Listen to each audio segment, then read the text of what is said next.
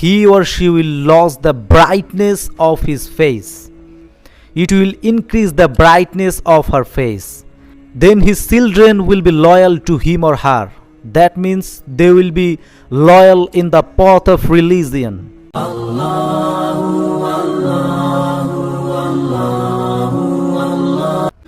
Assalamu alaikum wa rahmatullahi wa barakatuh.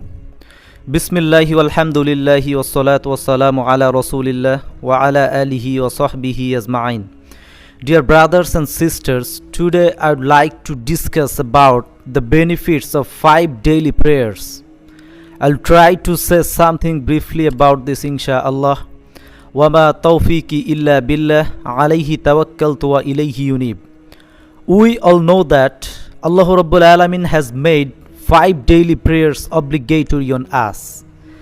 And these 5 daily prayers have some benefits, and that's the person who doesn't perform the Fajr prayer, he or she will lose the brightness of his face.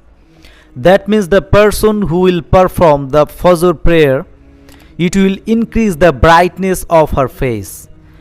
And the person who will perform the Zuhur prayer, then it will increase his income and earnings. I mean his livelihood will be increased. Without to this whereof there is no doubt, insha'Allah. And the person who will perform the Asr prayer, then it will increase his body power, body strength, body energy.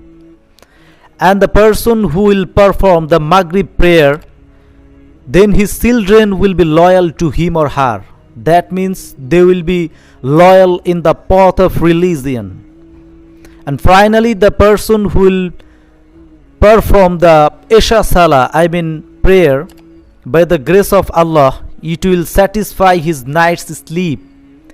He will sleep in peace, and Allah Rabbul Alamin will give him satisfaction in his sleep. So we should all pray 5 times a day. Then we'll get these benefits, insha'Allahul Aziz.